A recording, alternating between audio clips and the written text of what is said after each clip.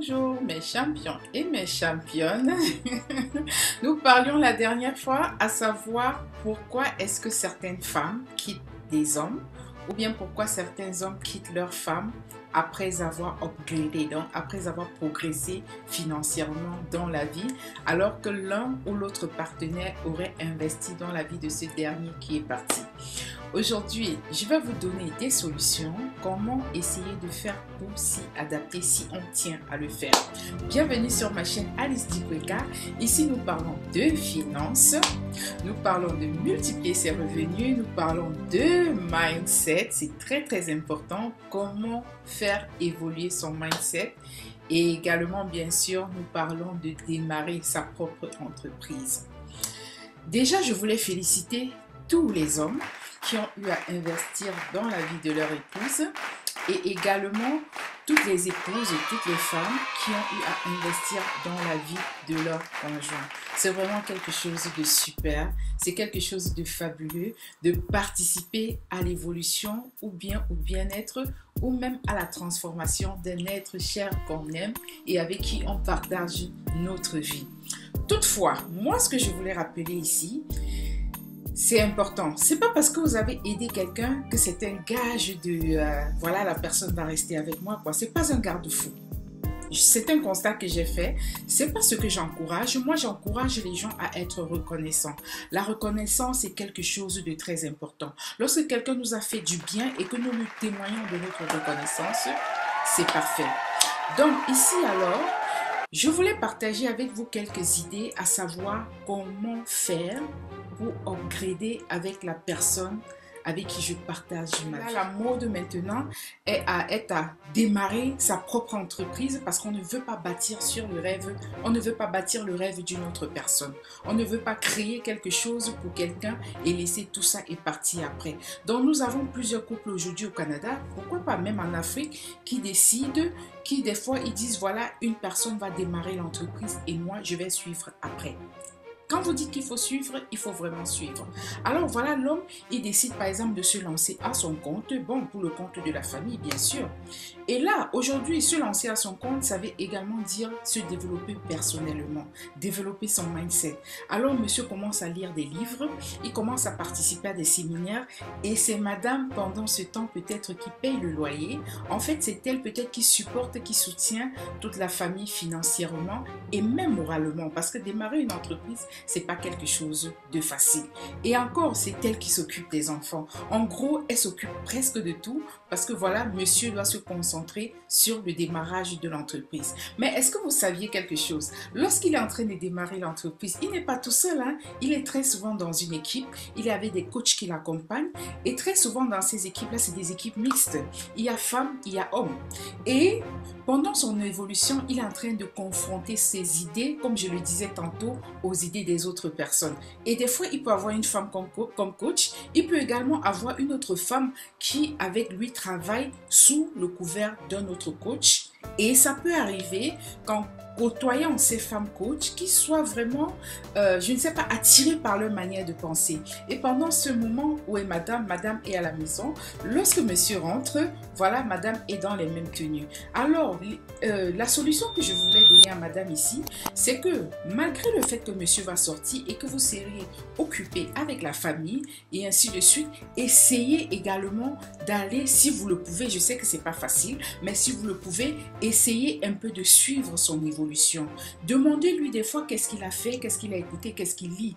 Donc, au lieu que vous vous asseyez pour regarder comme des pour regarder des théâtres, vous mettre à rire et ainsi de suite, essayez par exemple de vous occuper de sa journée, de savoir qu'est-ce qu'il a fait, est-ce qu'il a rencontré des clients et ainsi vous allez apprendre automatiquement même sans vous en rendre compte. Il y a également votre apparence physique parce que je sais, hein, c'est pas évident, surtout lorsqu'une femme a fait des enfants, des fois elle n'a pas assez dormi, elle ne peut pas prendre soin d'elle, c'est pas évident, je sais qu'on demande trop aux femmes, mais excusez-moi, le mariage c'est quelque chose de sportif, hein? C'est quelque chose de psychologique, donc il faut être préparé psychologiquement et dans tous les domaines. Donc essayez également de vous rendre belle des fois, de prendre soin de vous et même d'oublier si vous pouvez, donc ne vous occupez pas du mari tellement comme s'il était un enfant. Là Là, je ne pousse pas les femmes à être égoïstes. Je vous amène juste à être réaliste et de penser des fois un peu à vous. Parce que lorsque ce monsieur va évoluer comme ça et que vous serez resté à la traîne, donc il aura upgradé, mais vous ne l'auriez pas fait. Et en tant que couple, est-ce que vous voyez, il y a déjà une sorte de déphasage. Donc, il faut penser à cela. Il y a également le fitness, parce que prendre soin de son corps, ça veut dire également faire du sport, sortir, marcher. Et lorsque vous marchez même, ça vous aide à vous dégager un peu. Parce que aider quelqu'un, prendre toute la charge de la famille, c'est pas évident. Donc, essayez de trouver souvent des parades. Donc, essayez de trouver des possibilités de vous divertir. Apprendre, vous divertir, vous amuser un peu dans la vie parce que le temps est en train de passer. Dans les 5 ans que vous aviez dépensé pour lui comme ça, si après il est parti, vous avez tout perdu, après il y a le remords, après il y a le stress et ainsi de suite. Là, je n'amène pas les gens, je n'amène pas les femmes à devenir insoumises, non, je les amène juste à prendre conscience.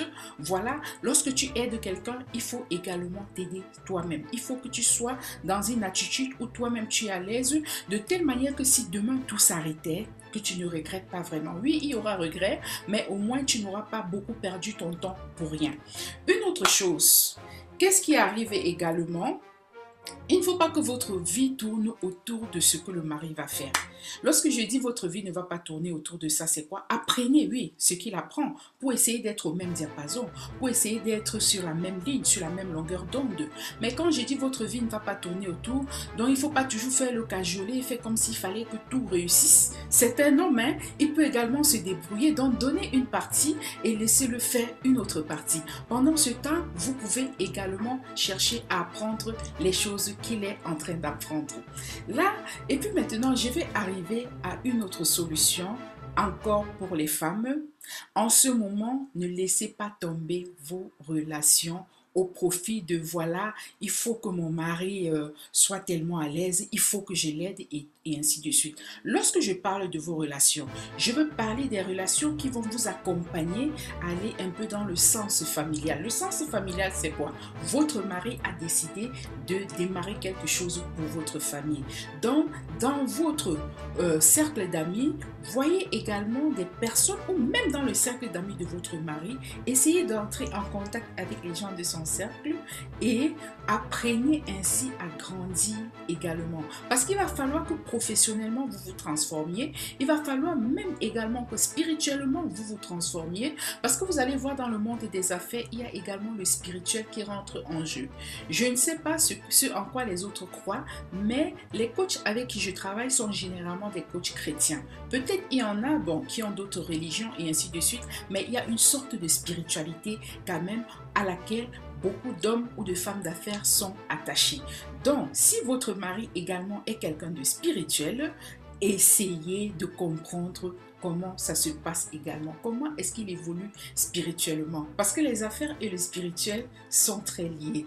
Vous pouvez lire l'histoire de Salomon dans le livre des Proverbes. Salomon, jusqu'à aujourd'hui, je crois, il reste l'homme le plus riche de l'histoire. Et il avait une spiritualité hors norme, même s'il a commis des fautes. Alors, ça là, c'était pour les femmes. Je vais prendre l'aspect chez les hommes. Donc, je vais aller du côté des hommes. Messieurs, lorsque vous avez une femme qui se lance en affaires, voici un peu ce que moi je vous conseille. Bon, ça n'engage que moi, hein. Si vous voulez suivre, n'hésitez pas. Vous pouvez également prendre ceci comme une prophétie. Peut-être prenez une partie et jetez le reste qui ne vous arrange pas. Toutefois, je vais partager mes idées en fonction de mes expériences, de ce que j'ai vécu, hein, de ce que j'ai connu dans mon équipe, avec les femmes avec qui je travaille et ainsi de suite. Alors messieurs, lorsque votre femme décide de se lancer en affaires et c'est vous qui l'accompagnez, donc vous restez en emploi pendant que votre femme démarre avec l'entreprise, ce qui est bien déjà, ne l'empêchez pas de le faire. Parce que je sais, les hommes des fois, ils ont peur de la concurrence, ils ont peur de ne plus se sentir homme. Mais je crois que si vous êtes en confiance et vous mettez également votre épouse en confiance, ce sera quelque chose déjà de gagné. Mais ce n'est pas tout. Ça ne vous rassure pas que voilà, elle ne pourra pas être attirée par une personne qui est mieux que vous. Donc, ce que vous devez faire ensuite, en deuxième position, ce que vous devez faire, également faire attention à votre image. Oui, c'est important. Moi, je vais donner un peu ce que moi je vois. J'ai remarqué que dans le domaine du business, beaucoup d'hommes font très attention à leur apparence. Il ne s'agit pas que du vestimentaire. Généralement, ce sont des hommes qui vont très souvent au fitness. Donc, ils ont une sorte de discipline. Ils ont cultivé une sorte de discipline. Et ça, c'est assez attractif quand même. Donc, moi, mon père, par exemple, c'est un exemple pour moi, un exemple d'entrepreneur. C'était quelqu'un qui se levait tous les matins à 4 heures pour aller faire du jogging avant de tout démarrer. Et il prenait son petit déjeuner à la même heure. Donc, il y a une sorte de discipline. Jusqu'aujourd'hui, il a cette discipline, se lever, faire un peu d'étirement et ainsi de suite. Donc, vous allez remarquer, c'est un critère, c'est quelque chose que j'ai rencontré chez beaucoup d'hommes d'affaires, chez beaucoup d'entrepreneurs. Et il y a aussi un monsieur que je suis très souvent, Ed Mylett. J'aime bien sa manière de travailler. Bon, je n'ai rien pour lui. J'aime bien sa manière de travailler, mais lorsque vous allez voir, il va très souvent parler de finances, d'entrepreneuriat et de fitness. Donc, vous voyez un peu cette discipline-là. Alors, je conseille à messieurs, donc si vous aviez été quelqu'un qui peut-être faisait les trucs à la one again, un peu n'importe comment, qui ne prenait pas soin de lui, commencez à le faire parce que votre épouse qui est dans le business rencontre pas mal d'hommes qui savent prendre soin d'eux. Et ils ne prennent pas seulement soin d'eux physiquement, mais même dans la tête, ça évolue très très vite. Ce sont des personnes qui ont beaucoup d'idées d'affaires. Alors messieurs, essayez souvent de vous asseoir avec madame, d'écouter peut-être ce qu'elle fait.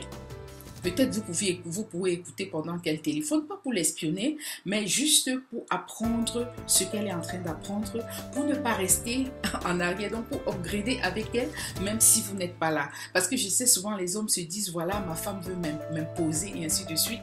Sans qu'elle vous l'impose, essayez de vous introduire dans son monde, de telle manière que le bateau, son bateau, quand ça va l'emmener, que vous soyez également dans le bateau. Une autre chose que je vais dire aux hommes, oui, l'apparence physique est importante, mais accompagnez-la, encouragez-la et peut-être même prier pour elle, donc montrez-lui que vous êtes avec elle. Et lorsque vous auriez investi de cette manière-là, ça m'étonnerait vraiment que les choses tournent au vinaigre. Donc ça m'étonnerait vraiment. Et surtout lorsqu'il s'agit de la famille, qu'il n'y ait pas de jalousie.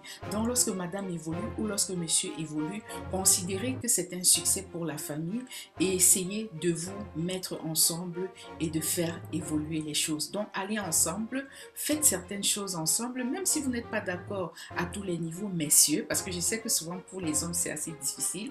Même si vous n'êtes pas d'accord à tous les niveaux, essayez également, peut-être pas dans le même niveau, d'upgrader, c'est-à-dire de vous upgrader également, de changer votre mentalité, d'apprendre à voir comme votre épouse voit, parce que sinon, vos sujets de commentaires seront demain en déphasage. Pendant qu'elle va parler de peut-être comment faire grossir son entreprise, comment peut-être augmenter son skills de leadership, donc en tant que leader, comment avoir un sens plus accru de l'organisation.